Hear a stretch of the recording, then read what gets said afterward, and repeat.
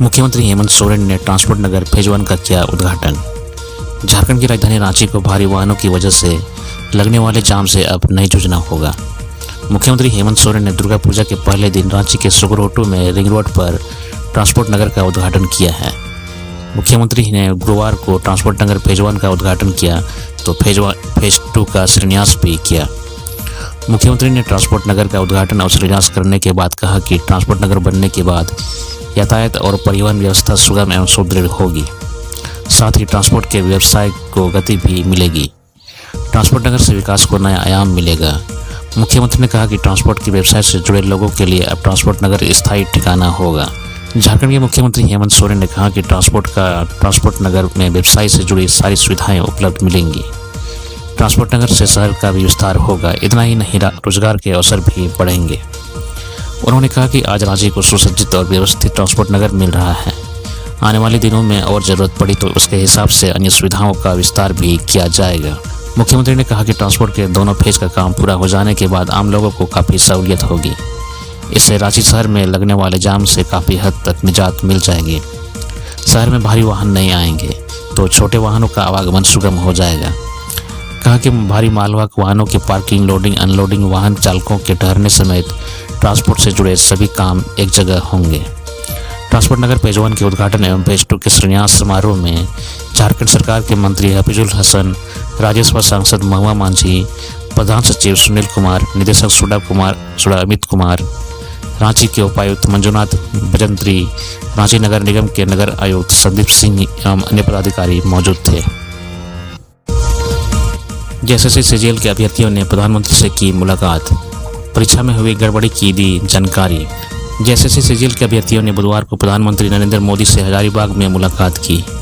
अभ्यर्थियों ने प्रधानमंत्री को सामान्य स्नातक योग्यताधारी संयुक्त प्रतियोगिता परीक्षा 2023 में हुई गड़बड़ी की जानकारी दी है। अभ्यर्थियों ने प्रधानमंत्री को बताया कि जेएसएससी द्वारा आयोजित परीक्षा में पेपर लीक हुआ और कई अभ्यर्थियों के पास प्रश्नों के जवाब पहले से ही उपलब्ध थे। अभ्यर्थियों ने यह भी बताया कि परीक्षा में पूरे राज्य में इंटरनेट सेवा बंद करने के बावजूद पेपर लीक हुआ है। उन्होंने जेपीएससी में अध्यक्ष का पद खाली होने और अभ्यर्थियों की समस्याओं की भी जानकारी दी। प्रधानमंत्री ने अभ्यर्थियों की बातें सुनी और आश्वासन दिया। प्रधानमंत्री ने अभ्यर्थियों से ग्रीन रूम में करीब 10 मिनट तक बातचीत की और उनकी समस्याओं की जानकारी ली। अभ्यर्थियों ने बताया कि जेएसएससी के समक्ष शांतिपूर्ण प्रदर्शन के बाद भी 14 नामजद और 1000 से अधिक अज्ञात अभ्यर्थियों पर प्राथमिकी दर्ज की गई है। साथ ही उन्होंने बताया कि पेपर 3 में गणित, रीजनिंग और कंप्यूटर के सभी 60 प्रश्नों को दोहराया गया था। वहीं हिंदी, अंग्रेजी के भी 120 प्रश्न रिपीट थे। अभ्यर्थियों ने कहा कि राज्य सरकार उनकी मांगों पर ध्यान नहीं दे रही है। उन्होंने प्रधानमंत्री से इस मामले में हस्तक्षेप करने का आग्रह किया है।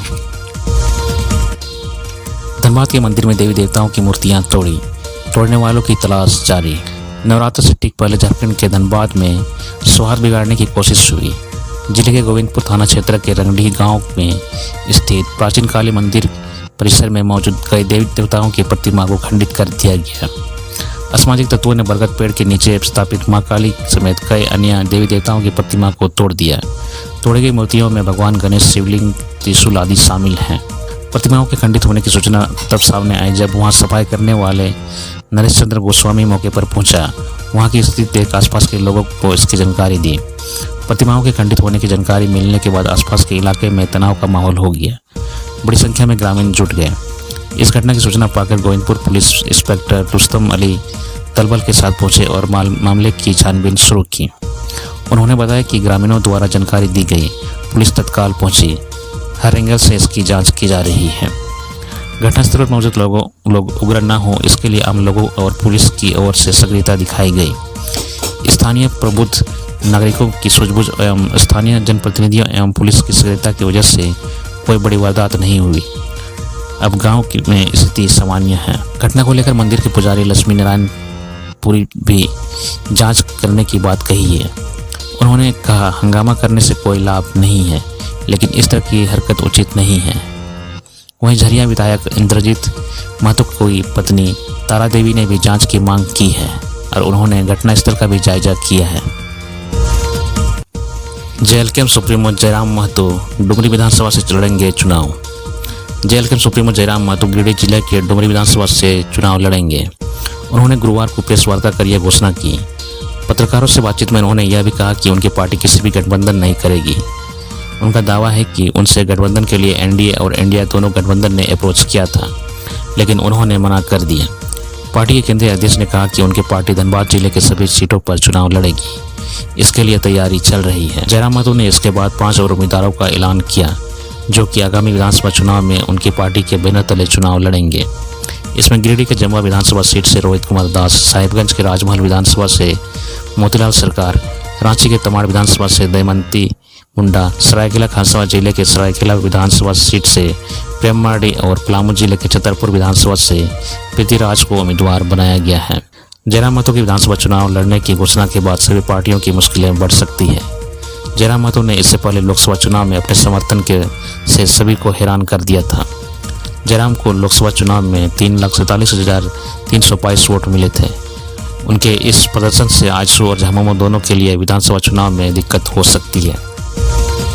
4 अक्टूबर को रांची के काटाटोली फ्लाईओवर का उद्घाटन। झारखंड सरकार 4 अक्टूबर को काटाटोली फ्लाईओवर का उद्घाटन करने जा रही है, जिसका निर्माण 2 दशकों से अधिक समय से लंबित था। मुख्यमंत्री हेमंत सोरेन इस फ्लाईओवर का उद्घाटन करेंगे। इस फ्लाईओवर को 224.94 करोड़ की लागत से तैयार किया गया है। फ्लाईओवर की लंबाई 2240 मीटर है, वहीं इसकी चौड़ाई 16.6 मीटर है। बता दें कि काटाटोली फ्लाईओवर का निर्माण लगभग हो चुका है, लेकिन रैंप का निर्माण बाद में किया जाएगा। फ्लाईओवर पर खतगड़ा बस स्टैंड के पास नामकुम की ओर जाने के लिए, उसके सामने पेट्रोल पंप के पास लालपुर जाने के लिए रैंप का निर्माण किया जाना शेष है। गुमला पुलिस ने रघुनाथ उरांव समेत 5 नक्सलियों को किया गिरफ्तार। विधानसभा चुनाव से पहले गुमला के भाकपा माओवादी के खिलाफ पुलिस को बड़ी सफलता मिली है। गुमला में अलग अलग नक्सली हमले में 17 पुलिसकर्मियों को मारने वाला भाकपा माओवादी के कोयलसंग जोन के सब जोनल कमांडर 4 लाख रुपए का इनामी रघुनाथ उरांव उर्फ गुरुचरण समेत 5 हार्डकोर नक्सलियों को पुलिस ने गिरफ्तार कर जेल भेज दिया है। इन नक्सलियों के पास से भारी मात्रा में हथियार, गोली व आईडी बम बरामद हुआ है। पुलिस ने जंगल में 4 आईडी बम को निष्क्रिय किया। रघुनाथ उरांव गुमला, लोहरदगा व लातेहार जिला में 77 नक्सली घटनाओं में शामिल रहा है। दक्षिणी छोटानागपुर क्षेत्र रांची के पुलिस उप महानिरीक्षक अनूप बिरथरे ने गुमला में प्रेस कॉन्फ्रेंस कर बताया है कि गुमला एसपी शंभू कुमार सिंह को गुप्त सूचना मिली थी कि गुमला के हरिना खाड़ व आंजन के घने जंगलों के बीच भाकपा माओवादियों के नक्सली घूम रहे हैं। इसके बाद तुरंत एक पुलिस क्यूआरटी टीम का गठन किया गया। आंजन जंगल में 2 बाइक में 3 संदिग्ध घूमते नजर आए, परंतु पुलिस को देखकर बाइक में बैठे नक्सलियों ने फायरिंग कर दी। पुलिस ने पीछा किया और जवाबी कार्रवाई की और नक्सलियों को गिरफ्तार किया। इन तीनों से पूछताछ के बाद हरिना खाड़ में छिपाकर रखे हुए हथियार मिला। साथ ही 2 और नक्सलियों को पकड़ा गया।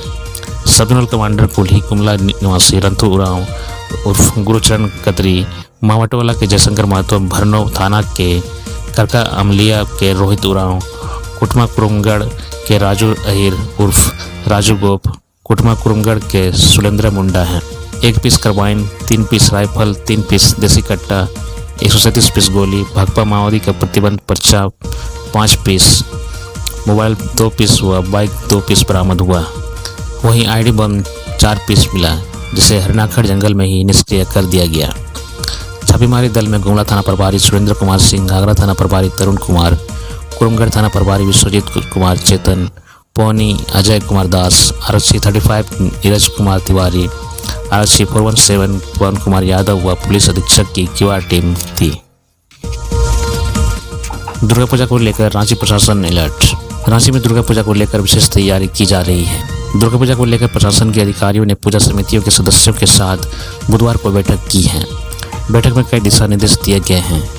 बैठक की अध्यक्षता डीसी मंजुनाथ मुजंत्री ने की। इस दौरान रांची एसएसपी चंदन कुमार सिन्हा भी मौजूद थे। एसएसपी ने कहा कि रांची पुलिस धार्मिक स्थलों की सुरक्षा को लेकर विशेष रूप से एहतियात बरत रही है। उन्होंने सामाजिक सौहार्द बिगाड़ने वालों को लेकर सख्त लहजे में चेतावनी देते हुए कहा कि जो भी लोग सामाजिक सौहार्द बिगाड़ने का काम करेंगे उन्हें बख्शा नहीं जाएगा। पूजा पंडालों में सीसीटीवी के साथ फायर फाइटिंग सिस्टम के साथ पर्याप्त संख्या में पुलिस बलों को तैनात किया जा रहा है। सादे लिबास में भी पुलिस बलों की नियुक्ति की जाएगी। धार्मिक स्थलों और पूजा पंडालों की सुरक्षा के लिए गश्ती पार्टी को विशेष निर्देश जारी किए गए हैं। इसके साथ ही सोशल मीडिया पर पुलिस की नज़र रहेगी।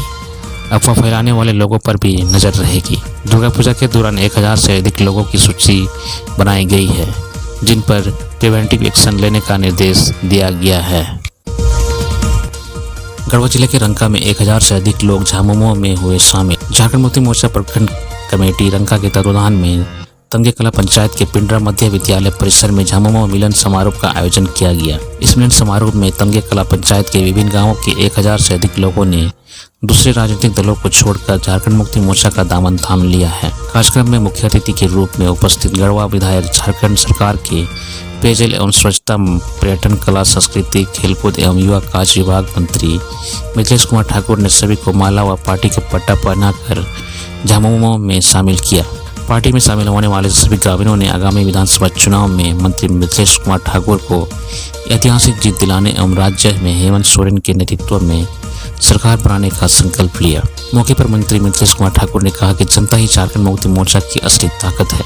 गढ़वा सहित पूरे राज्य की जनता झामुमो के साथ है। उन्होंने कहा कि गढ़वा में हो रहे ऐतिहासिक विकास कार्य एवं राज्य के द्वारा चलाई जा रही जनहित योजनाओं से प्रभावित होकर प्रत्येक गांव से काफी संख्या में लोग झामुमो में शामिल हो रहे हैं। जंगली मशरूम खाने से एक ही परिवार के 4 सदस्यों की तबीयत बिगड़ी। पाकुड़ के तेलिया पोखर गांव में जंगली मशरूम की सब्जी बनाकर खाने से एक ही परिवार के 4 सदस्यों की तबीयत बिगड़ गई। जानकारी के अनुसार तेलिया पोखर गांव निवासी खुबराज मुर्मू, प्रेमलता मुर्मू, प्रदीप किस्कू, प्रसन्नजीत मुर्मू ने बुधवार को घर के पास से खेत से मशरूम समझकर शाम छतरी को घर लाकर दोपहर के खाने में सब्जी बनाकर परिवार के सदस्यों ने खा लिया। इसके कुछ ही घंटे बाद परिवार के 4 सदस्यों की तबीयत अचानक बिगड़ गई। आसपास के लोगों ने 4 सदस्यों को CHC महेशपुर लाया, जहां चिकित्सकों ने पीड़ित सदस्यों का इलाज किया। इसके बाद उन्हें स्वास्थ्य में सुधार होने पर दवा व सलाह देते हुए सभी को घर भेज दिया।